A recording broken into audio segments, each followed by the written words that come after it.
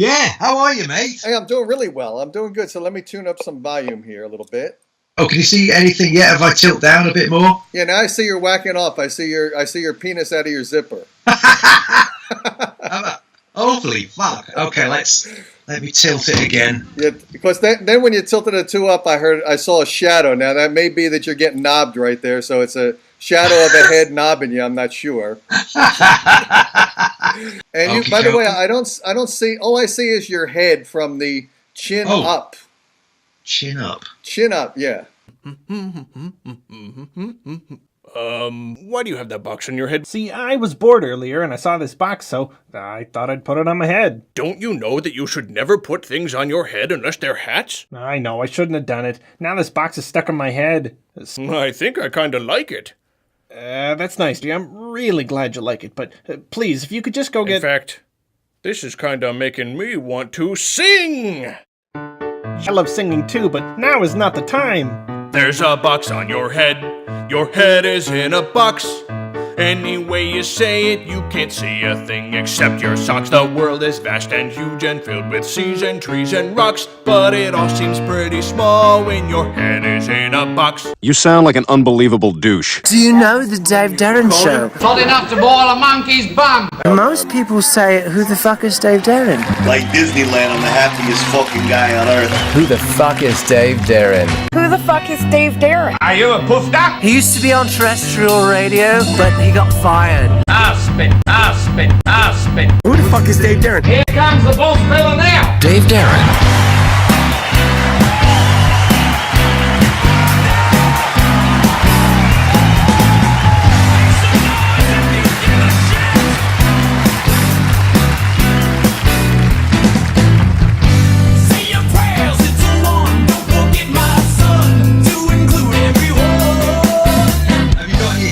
Yeah, have you got the headshot? Any head? Now I see you pretty good. I see. Yeah, it's a little blurry though, but okay. Is it? I mean, it's Skype. What are we expecting, right? Yeah, exactly. I'll try and keep still. Man, you got like an old PC. You have an antique PC in the background or something. About 30 years ago, I used to work in when I kind of left HellsBelles, or HellsBelles folded first time back in the 80s, we kind of all went into Joe jobs, and one of them that I went into was all to do with LANs, like local area networking and stuff. I kind of love with and then when it all kind of got miniaturized, I kind of wanted to retain some of the old shit. So I have loads of crap, Dave, loads of rubbish. Yeah. The funny thing is, you say that you're holding on to antique stuff. My wife says the same thing when she married me. She's holding on to antique stuff. And then you also mentioned things are miniaturized. When I married her, I was able to have a full erection. Now I'm kind of miniaturizing the penis area. So I love it. Are you still playing? Do you still play? I still play. Yeah. You know the things I did is I was if you see my hand here, let me raise it up. Yeah. You see here I have one finger that's slightly bent a little bit. This one. Right. Here. What happened is I was playing beach volleyball down the California beach, and the ball hit my finger here. It usually happens in baseball. But I got what's called mallet finger or baseball finger, and it broke the tendon, right? So I thought, oh, fuck, what am I going to do with my guitar? So fortunately, it healed okay. It's scary, right? Yes. A guitar player's got to worry about his hand all the time, right? Sure, yeah. And a lot of people think it was due to a masturbation accident. It was not. I was playing beach volleyball, and then I had to put a splint on it. So for a while, I was right-handed masturbation, because usually I'm left-handed. So it was. I got it. Yeah. So I'll tell you what. Let's start the interview. Let's talk about music for a change, right? By the way, I've got the name of this band is HellsBelles. Now, by the way, it's let me spell it for our American audience. It's HellsBelles, right? Correct. Okay. Now, by the way, I got to tell you, in the United States, we spell bells BELLS. Okay. Absolutely. I thought when you guys moved here from England into the United States here before the Boston Tea Party, that you came here with a bunch of blokes. We corrected your English for you. You were supposed to have sent it back to the UK, and you were supposed to spell things like color. COLOR. There is no U in color. It's color my world. COLOR. Right. Same with humor. HUMOR. We've got a U in there as well, haven't we? Right. And by humor, the way, favor. When people Wanker. People think of my humor, it's fucked up. Obviously, I'm not good with the humor. Yeah, absolutely. I was going to say, whereabouts in NYC are you? Are you in the city, or are you sort of in the States somewhere? No, out of town? I'm actually, I live in Hoboken, New Jersey. I work in New York City, so that's why I'm doing the gig out of New York City. Right, cool. You ever been to New York? It's a cool place, right? I have. Yes, about over 20 years ago. It was just, I was passing through on my way down to New Orleans. I took a connecting flight, but I stayed in a hotel in Fifth Avenue or something. I had a little look around town, but I was back out the JFK out of the airport, so I didn't get a great chance to really have a look around. I must do it one of these days. I will be doing it. No doubt about it. So and I love it. Yeah. You were with the band then, right? You were with HellsBelles back then in the New York City hotel room. By the way, groupies in the hotel? Did you trash the room or what happened? It was a hot cock bonanza, Dave. Hot cock bonanza, brother. I'm a chicken. Rooster, that is. Don't give me that. You're not a chicken. What am I then, boy? Hot cock bonanza. I wonder how much DNA did you leave on the sheets in the hotel in those days? Well, most of the DNA we left in American Broads, but there was a little bit dribbled on the sheet. But apart from that, not a great deal, you know. Oh, so you didn't do the pull out thing on the back of the chick's ass. It's like you know. Funny when I pump gas in my car, and I have I have a classic car, so you have to lift up the license plate in the back and stick the nozzle in.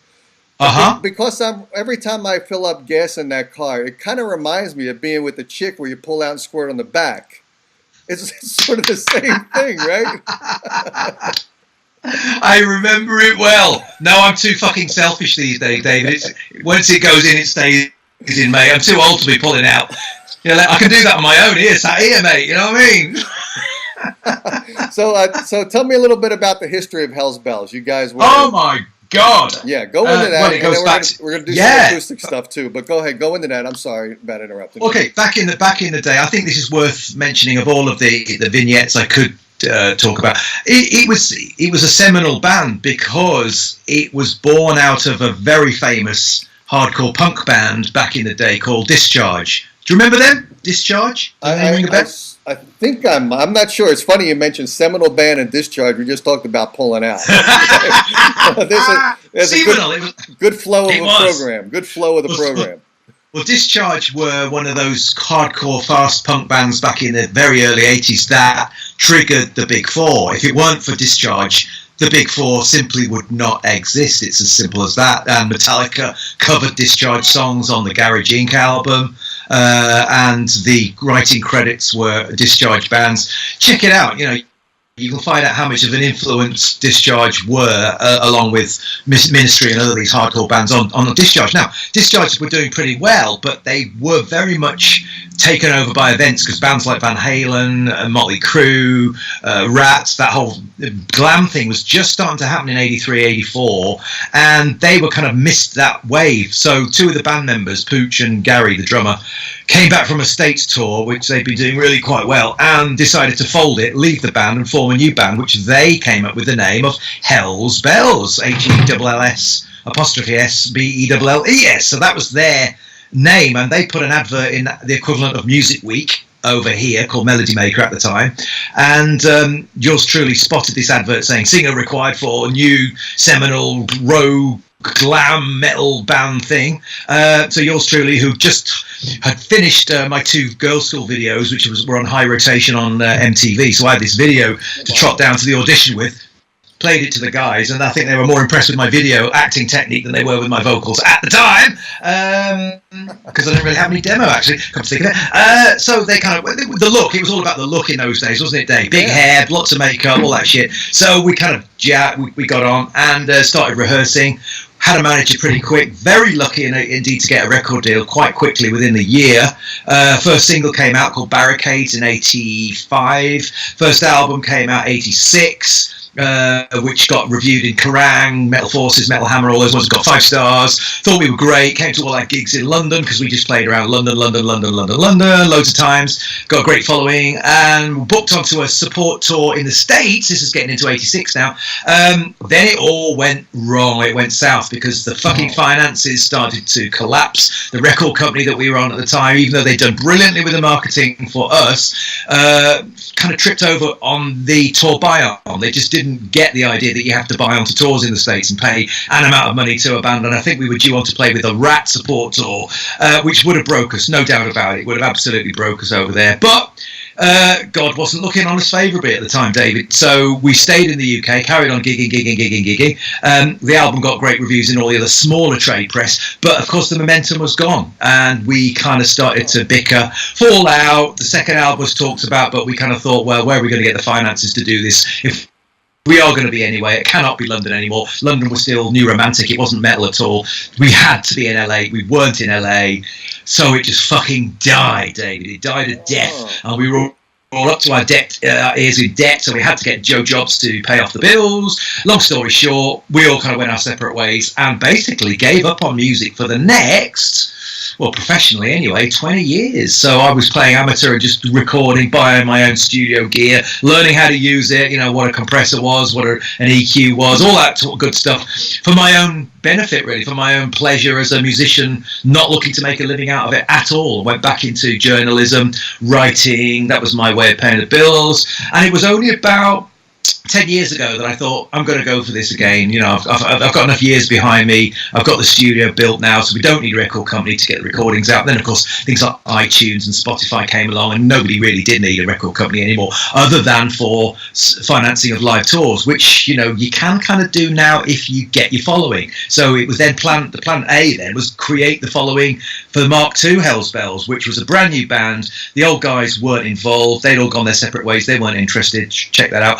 So I grew up with new guys in, a new bass player, new second guitarist, new drummer, and we went into the studio and started to record and see what we came out with. Now, obviously, most of the songs that we were doing were my babies that I kind of built over the last 15 years and decided which we were going to keep and which we were going to chuck, with a view to doing some of the old first album material on the first tour that we did. So we're kind of in that space now where we are trying to feel our way. Now, it's very difficult because logistics, again, is an absolute nightmare. Money's very tight, and so my plan A for me is to do a solo acoustic thing, get the profile of Paul Quigley back on the radar, and start, you know, basically move in and say, right, we do HellsBelles as plan B, get me in there.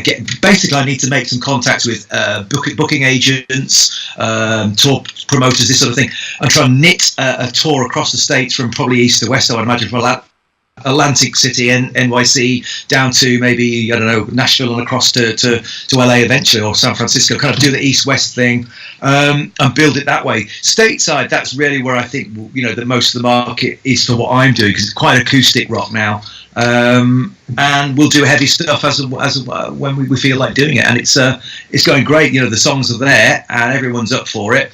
It's just knitting it together now, and of course that is where PR, marketing, promo, getting the word out that we're back for the attack, and it's interesting because, you know, you never know. I mean, what's going to happen? The phone call could come tomorrow from fucking, you know, David Geffen, who says, I've heard something and, you know, I want to get you going, or he might not do, but that doesn't matter either, because we love what we do. I'm writing songs just as good as I ever did, probably better, because I've got another 25-30 years of experience of living, ups and downs of life, and I think I've got some new songs to sell, and that's kind of rare. That's like the potted history in about sort of 10 minutes. So that's where we are, and it's great, really. You know, everyone's tremendous summary. And bands that are on the show here, they appreciate knowing what a band goes throughout all of the years. Because there's still got to be a commonality. I mean, things now are very different. We've got all the electronic stuff out there. We've got the ability you mentioned. Instead of having to go to Abbey Road Studio, you've got a studio in your home. A lot of people do that. Distribution of music now is more dynamic and more immediate with all the iTunes and SoundCloud, Reverb Nation. By the way, you guys in the UK use SoundCloud and Reverb Nation as we do, I'm sure, right? Yes. Correct? We do. Yeah. Now you've got iTunes, which is the payable source for music. You've got SoundCloud and Reverb Nation, which are the freebie stuff. Yes. And in the United States here, the bands tend to think that there's that one guy out there that's going to witness them on SoundCloud and iTunes and carry their career to that next level. So they bombard the entire collection of their music in those freebie sources. And then they try to turn it over to be, they need finances to support themselves, to eat, to do all the things they need to do, buy condoms and all that stuff. So that then to convert that into paying downloadable music where they're financially more solid, it's a tough transition, right? You're right. The actual incremental pennies, the sort of the 2 cents that you get for every 100 purchases on iTunes is tiny now. It's minuscule compared to yesteryear when you probably get reasonable royalties on album sales, as we used to. We used to get hundreds and thousands, but now it's pennies, and that will not finance anything. A packet of strings, it just won't. So where do you get the finance from? And I think the only way I see is merchandise, which I haven't really looked into. Well, I have looked into it, and I don't want to become a clothing retailer, so I'm leaving that till later. And secondly, it's live shows and getting in with a booking agent to get bums on seats in live venues by putting on a show. So my plan is to put on a show so that people want to come and see it, because I think that's the only way now to finance this, Dave. I really don't see recorded music as a future. I just can't see it unless you've got an economy of scale where literally 1 million people suddenly see you on MTV, which is unlikely, or even Kerrang TV, which is, again, that's a smaller niche market. I don't see it. I really can't see it. I think it has to be built up by pockets, so that I get big in NYC, I get big in AC, I get big in Las Vegas, and then it knits together, and it kind of snowballs very slowly now. It's not like it used to be with the Beatles that would make one appearance on the Ed Sullivan Show and then suddenly they were massive. That's not going to happen. We've got network TV, cable TV, internet streaming. It's everywhere. People are on their phone. They don't look at Ed Sullivan anymore, even if he existed. He'd probably get about 5 million or not 50 million. You know what I mean? It's just like, it's not going to happen that way. So for bands to break through and finance themselves, it's a fucking nightmare. And quite honestly, it has to be, I think personally, a labour of love. That we shouldn't be looking to make money out of it. We have to have second strings. I'm a journalist, thankfully, so I can go back to that as a Joe job to pay the bills, to keep the lights on, to keep me in strings. So I'm okay. But other people who try to throw their heart, body and soul into this are going to get disappointed, because like you just said, it ain't going to happen overnight. It just ain't going to happen. And it probably in some ways it's a good thing, because you have to build your grassroots and have maybe, even if you had 3,000 loyal followers in the entire world, even if you said, well, they'll spend $10 a year on an album, times 3,000, that's $30,000 or whatever, maybe a bit more than that possibly, you could probably just about break even. But the economics now of bands and music is just so totally different to when I started. I think now in some ways I'd rather start now, because I'm more in control, and control is everything. I was not in control back then. I couldn't say to the record company, right, you're paying that $10,000 or $20,000 to Rats Management to get us on that bio on tour. Well, I didn't have that clout. None of us had that clout. Even my manager didn't have that clout. If they said no, we're not prepared to do it, which they did effectively, because they didn't see a return on investment, which was bullshit. But and it had it, but it's like everything looks great. It's 2020 vision, but yeah, it's over now. It's history. So we deal with what we've got. Fortunately, I've still got my health, so I'm up for it. And Dave, it's just about enjoying it. At the end of the day, we're talking. I've been talking a lot about the economics of this and the finances, but at the end of the day, I love what I do, and I would do this for nothing. It doesn't matter in a way that, if I don't get any revenue from doing it per se, I don't mind. If I can finance it in another way, then I will, because I just want to do it now until I drop down dead. It's the same for you. As a musician, this is what we do. This is all we've ever wanted to do. We could all go back to corporate life and be real fucking boring suited cunts, but I don't want to do that. I've been there, I've done that. I don't want to do that ever again. It's a soulless, soul-destroying piece of shit to do that, just to earn some money. So I ain't doing it. I'd rather be poor and do this than anything else, Dave, and that's kind of where I'm at. It's an art for me. It's an art form. It always was. People try and monetize it very quickly because they think that that's what you do. Well, yeah, you can do that, but I think in some ways you end up with a head full of personality problems with people bickering over money. So I'm not going there. I'm just simply not going there. I'm going to keep it under my control. Then the music will be totally integrity, full of, you know, what it really means to be a modern male in this, well, certainly in my point of view anyway, you know, in the 21st century. And I've got little tales to tell. And if people enjoy them, great. And if they don't, well, they can fuck off. And I don't care. I really don't care. Not in a nasty way, but just I don't care. I'm not interested. If people don't like me, piss off. You know, there are enough people out there that will resonate with what I do and where I've been, and say, yeah, he's on a journey, and I want to share that with people in a nice way. So that's kind of my ethos on all this rock and roll bullshit, Dave. You know what I mean? Very cool. Now, I tell you, you got a guitar in the back. We set this up. You're going to do some acoustic music now. Let's kick one in right now. What are we going to do? You're going to pick up an axe, and we're going to play what? Right, which one shall I do for you today? Actually, I might do Scars. Actually, Scars is a good one. Have you heard that one yet, Dave? Have I sent you that? I don't think you did, so let's hear it live, and then I'll play it. I'll listen to it pre-recorded as well. Cool, let's do it. Let's hear it. Yeah. Let's give you a bit of Scars, I think. Okay.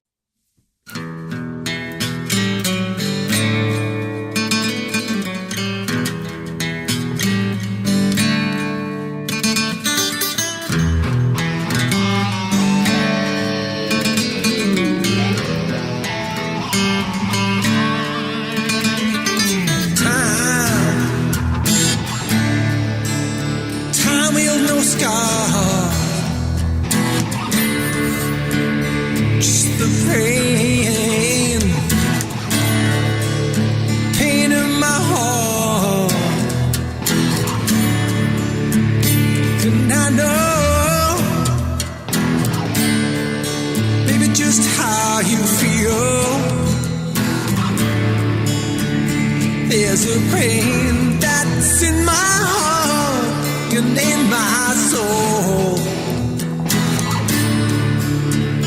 Don't you know just how I feel?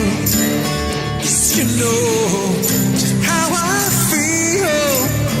And we know just how it feels to be alone.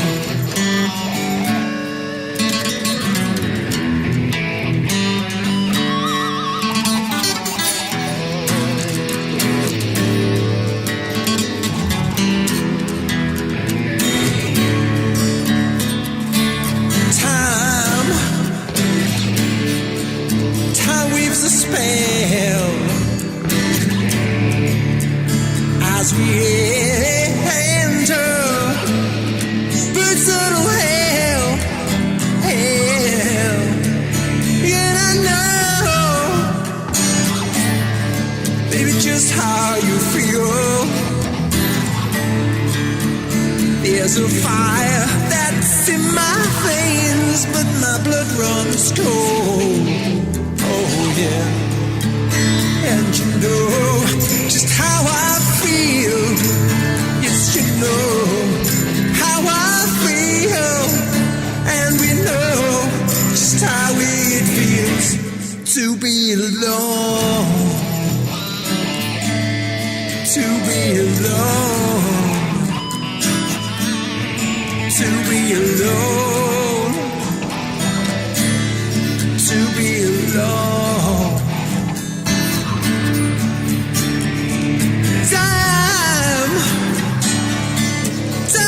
Scars, just the pain in my heart. No, I never mention no harm. But there's a fire that's in my veins, that my blood runs cold. Oh yeah. And you know just how I feel. Yes, you know how I feel. And we know just how it feels to be alone. To be alone. To be alone. To be alone.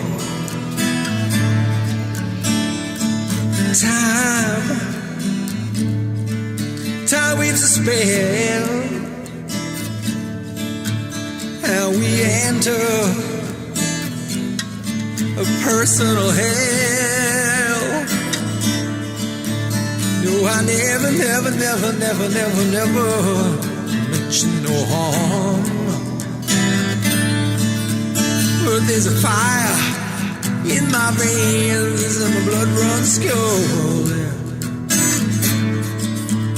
And you know just how I feel, and I know just how you feel, and we know just how it feels with scars,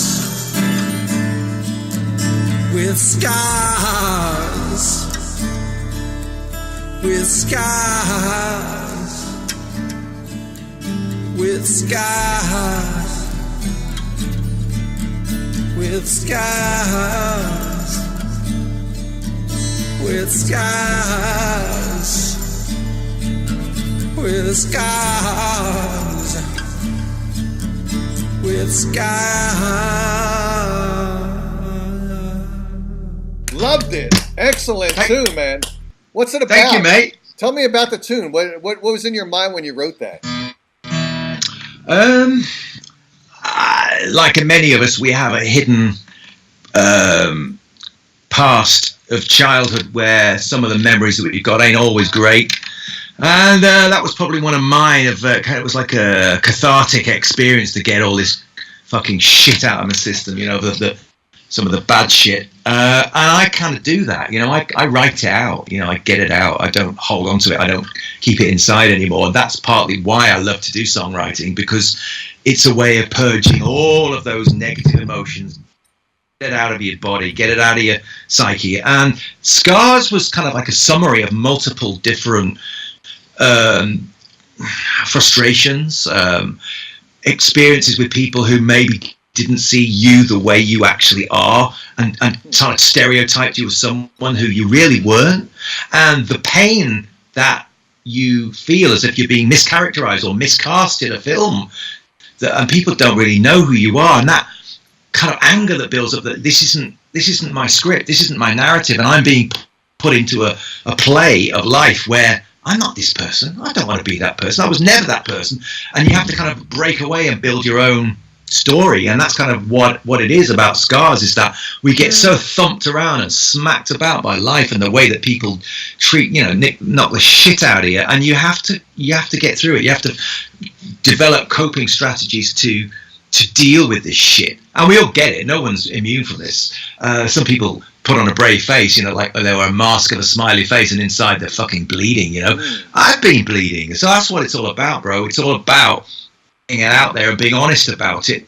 No one's immune. No matter how fucking rich or famous you are, you know, if you're not beaten up by life, then you haven't really lived at all. So you can only appreciate the highs by going right down to the bottom. Now, I've never been rock bottom, like suicidal. I'm never that bad, but I do get fucking angry. But I don't allow it to chew me up. I'll get it out in a fucking song or something, you know, and let go. It's like fucking prayer, or not prayer. It's like forgiveness. You have to forgive yourself that you feel anger, all this sort of shit, and that. Yeah, that's why I fucking love songwriting, because it's the only constructive way that I've yet found in a long, long time of dealing with this bollocks, rather than going to an analyst or a shrink or a psychologist or, you know, whatever that a lot of people do, therapists. I don't do that. I get it out in my music, and hopefully people can go, you know, I feel like that, or I felt like that, and yeah, you know, that's a real song. And that's where I'm at, Dave. That's really what I'm trying to do. I don't want to show off about how great I am at singing or guitar playing. I want to just resonate on a human level,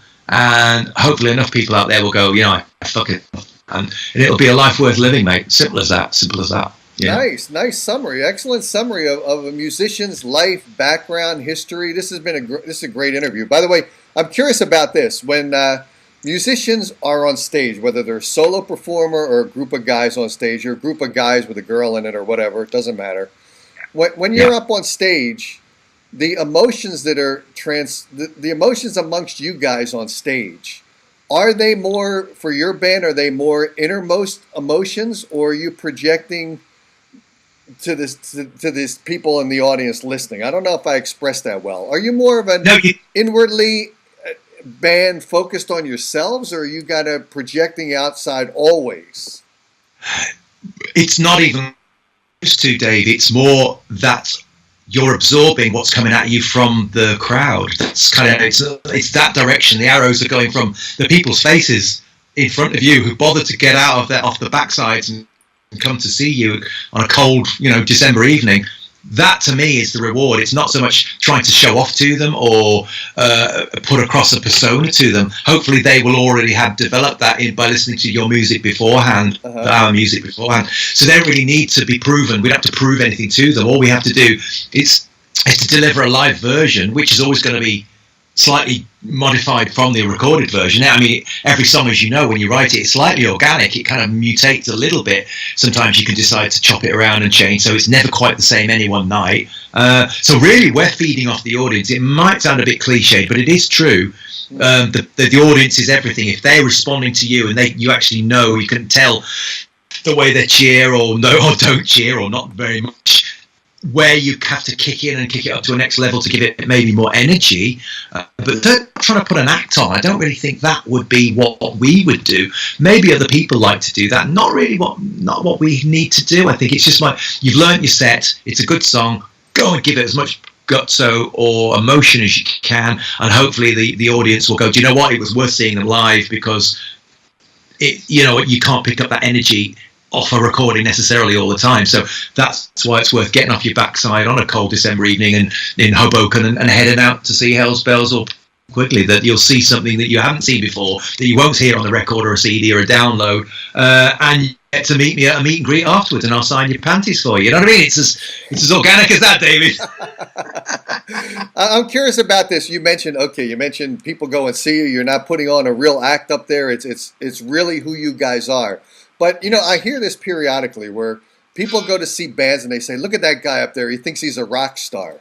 But they're going to see a rock star. Now, when you're up on stage, I don't see anything wrong with being very confident, very rock star-ish. When you come off the stage, that's when you've got to engage with the audience to say that you're a real human being. But when you're on stage, I don't see anything wrong with being a rock star. People are they're not going up to see a guy up there, at a cubicle in a IT gig. They're there to see this bigger than life image. So why is there should never be that negativity that the guy's a rock star, because the guy is a rock star. That's what you're there to see, right? It is. It's a performance, isn't it? It's entertainment, and I agree. The bigger the hair, the crazier the costume. You're gonna go and see a show, and I think you've nailed it, because that's what it's all about. If you are a rock star, it's slightly. It doesn't mean you're better than anybody. That's not what a rock star is. I'm here to entertain you because I am good at this. People love it, but they don't take him seriously, as you say. And once he comes or she comes off the stage, it's back to humanity and being humble and the humility of saying and thinking, these people came out to see me tonight, and I'll be respectful for them. But when you're up there, if you've got whatever persona like Freddie Mercury used to have, you fucking flaunt it, bro. Fucking do it, because that's what people want to see. As you said, they don't want to see a gas fitter or an electrician standing there looking all shoegazing shit. I mean, maybe if that's your shtick, then maybe it is. But for rock and roll, what's left of rock and roll, absolutely, from Elvis through to fucking Robert Plant and beyond. It only kind of went off a cliff when Kurt Cobain turned it into a fucking therapeutic nightmare. It kind of went pear-shaped when grunge happened. But up until that point, from 55, 56 through till 1991, that's when the rock and roll was at its height. And that's what I think a lot of people miss that. Certainly those of us who are old enough to remember the heyday, the real heyday back in I don't want to, date us down, Dave, but we saw the real shows, mate. You know what I mean? We saw the real top acts. I don't know that we ever really get them now. I really don't. With due respect to a lot of the bands, it ain't what it was. I mean, maybe I sound like an old crusty old cunt, but I mean, fucking hell. When you see Zeppelin live, when you see Thin Lizzy live, I've never seen bands like that now. They're great bands, technically. They're up and down their neck and they're fucking brilliant players, but I don't know. There's just something not quite Freddie Mercury about him left, and I wish you had more of that. But maybe that's because they're more obscure and they're not found out. Because you got to think about this. You turn on the dial in the United States. I'm sure it's the same in the UK. You turn on the dial of a radio program, And it's the guys that program that shit are the guys that are thinking about just the financial money of the record that's spinning, the CD that's spinning, because they don't care about video at all. They're just caring about the sound in the ear, and they're just trying to focus everyone into digging that one sound. So whereas I think rock maybe has slipped a bit is because we've let corporations mandate what's played. There are no fucking, I blame the radio personalities too, because the radio personalities back in the 60s and the 70s used to be the guys who used to walk a piece of music in, right past that program director, lock the door, keep that fucker out of there, and play the music, right? That's the way it used to be. So I kind of blame the radio personalities for selling out for about 32 grand a year. What the fuck are you selling out for 32 grand a year for?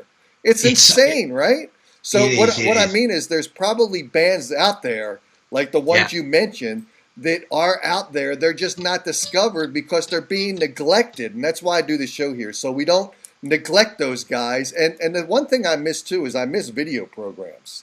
Yeah. I did radio for a long enough time where I neglected video. And here I'm thinking I miss MTV so much, especially from the MTV in the beginning. I miss that. And now I'm trying to bring it back. And I noticed that people are really kind of digging my show now, that it's gone into video. And I dig it more too, because there's more drama, there's more excitement. I might eventually get to see a couple people get laid on the air if I can convince a band to do that. Right? So it's funny, the band I had on last weekend, they were in a van, smoking a joint, drinking some whiskey, and there was a hooker in the back of the van. So it was kind of cool. I liked it. Yeah. So there we go. Fantastic. So I'm curious about this. You mentioned one thing that you mentioned what's left of rock and roll.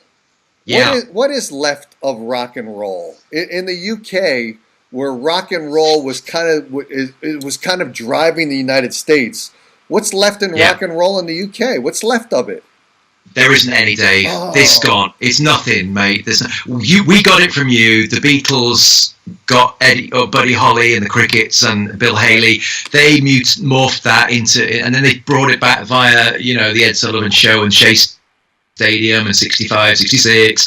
And then we had the hippie thing, and then of course all the San Francisco sound and the Doors, and that was fantastic. And then the big heavy bands came like Vanilla Fudge, Giant Butterfly, Led Zeppelin, Cream, Jeff Beck Group, and it went heavy. And then Sabbath came through, and then it was just when Alice Cooper in the 70s arrived, it started to get a bit glammy, and then we got the punk thing in the 70s, and we got it from the New York Dolls. So the cross fertilization between New York, LA, London was amazing, wasn't it? It was despite the fact that we didn't have the internet, it still happened, didn't it? Sure did. It sure did. Absolutely, it sure did. I'll tell you what. Let's play. Do you have another piece of music you're going to play there acoustically? Because I love to get to another piece. Let's do another piece, or even if you want to do back-to-backs, let's do that. Whatever you want. Okay, this is called When You Walked Away.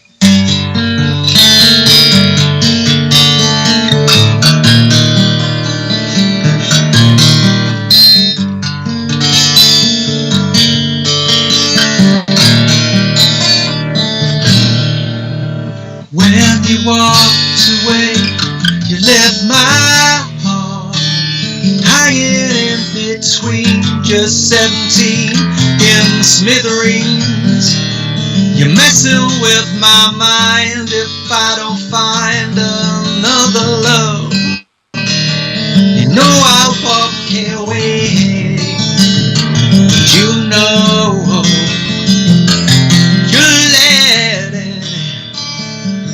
it all go. When you walked away, you changed my world, turned it upside down until I found I'd run aground, drowning in my tears. So many years and bitter words are still ringing in my ears. You never heard me talk about it, 'cause I screamed so silently. But you let it all go.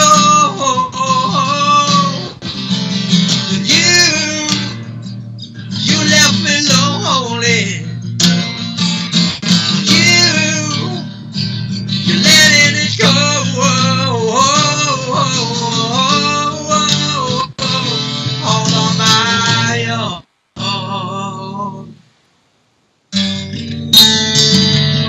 all on my own.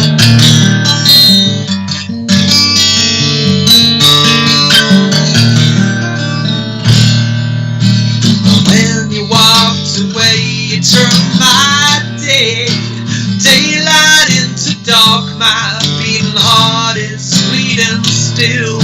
Until without your love, I love in vain. I'm going insane. If I don't lose my mind, you'll never find a sweet love. So I must walk away. You know, you let it all go.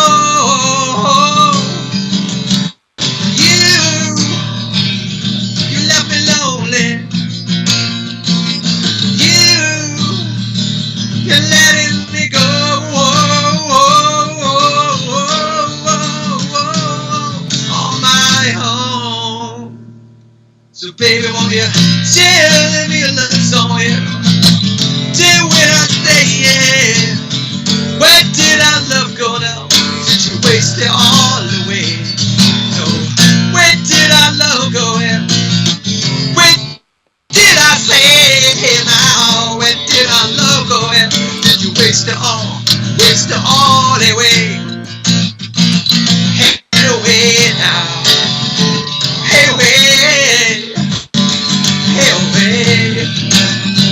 Hey, away. Hey, away now. Hey, away. Hey, away. So don't you waste it all away. Took it all away. Now don't you waste it all away. Took it all away. Now don't you waste it all away. Took it all away. Now don't you waste it all away. Took it all away now. Where did our love go? Where did I say now? Where did our love go? Did you waste it all away? Hey, away. Hey, away. Hey, away. Hey, away. Hey, away.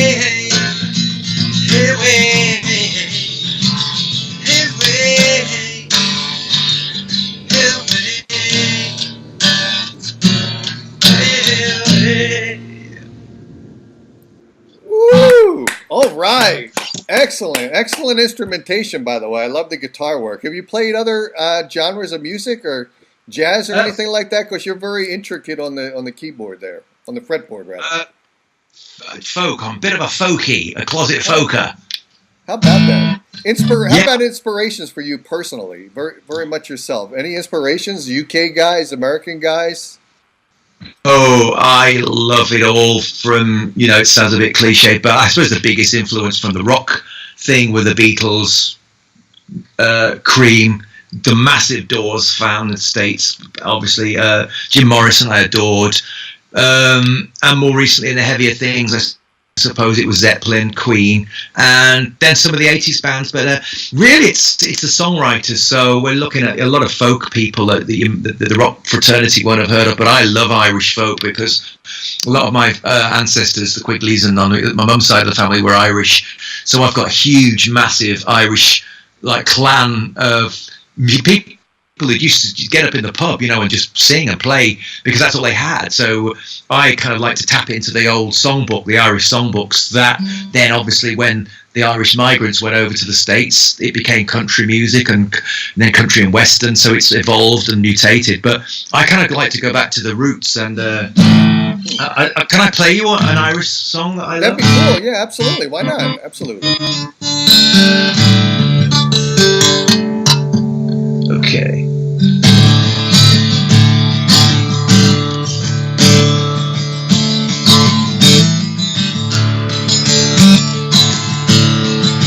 It's actually about a guy who's in California in 1870s America, and he's dreaming of Ireland and he wants to go back. And apparently the guy who wrote the song was on his deathbed at the time, and he thought he was going to go, and he moved out to America because obviously there was a terrible potato famine and starvation in Ireland, and everyone had to get out or die with their families, and they jumped on ships and headed to America. But they always wanted to be back in Ireland, of course, because that was their spiritual home. So this song is called Spancel Hill, and it's about one of these guys who, in his sort of fevered state, really, thinks about that he's actually back in Ireland where he was from, and it's called Spancel Hill, and it goes like this.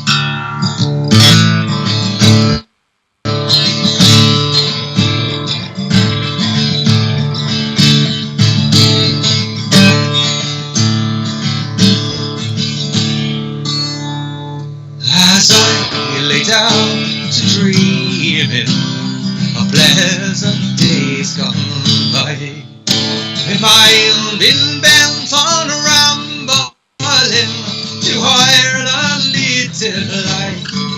I stepped on board a vision and I followed with a will, until soon I came to anchor at the grass expanse of the hill. 'Twas been on 23rd of June, the day before the fair, when Ireland's sons and daughters and friends assembled there. I stepped on board a vision and I followed with a will, until soon I came to anchor at the cross expanse of hill. Well, I went to see my neighbours, to see what they might say. The old wolves were not dead and gone, the young ones turned grey. Well, I met with the tailor Quigley, as bold as ever still. Sure, he used to make me bridges when I lived at Spancel Hill. Well, I went to see my neighbour, I lived in Spancel.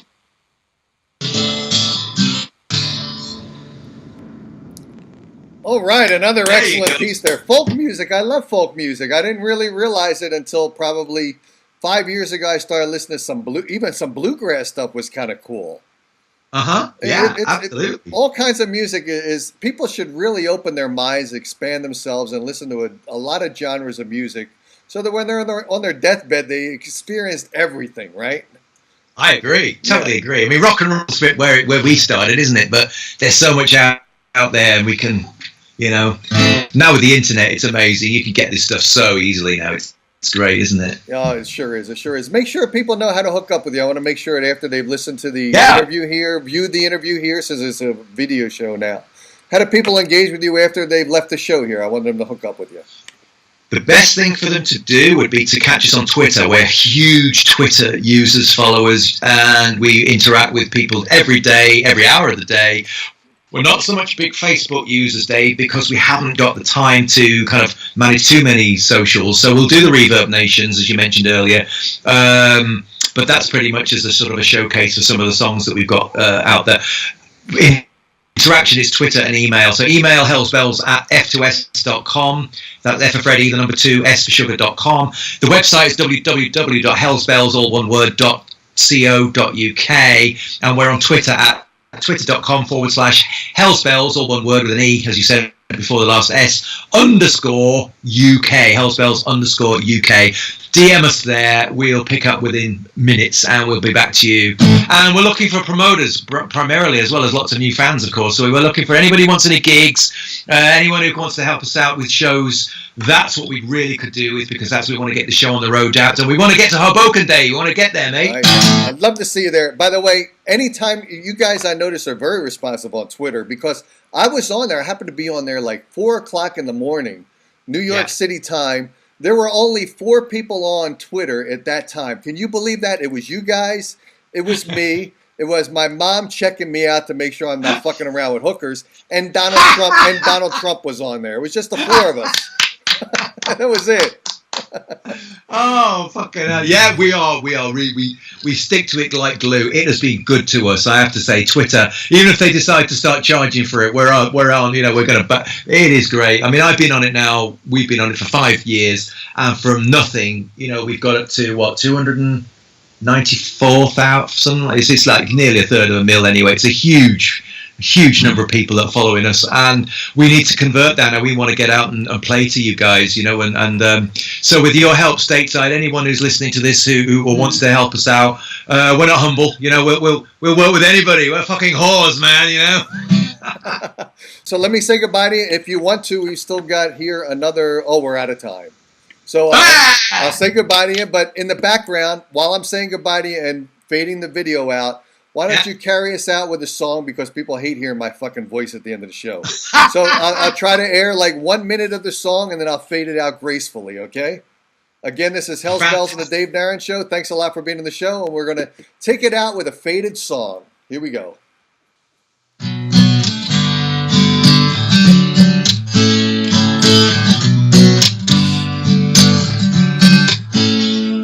He don't never ever let you go. Just how much I really love you so. Baby, give it a letter. Just one dance until tomorrow dance. Why don't we shut up and dance? Why don't we shut up and dance with you, baby?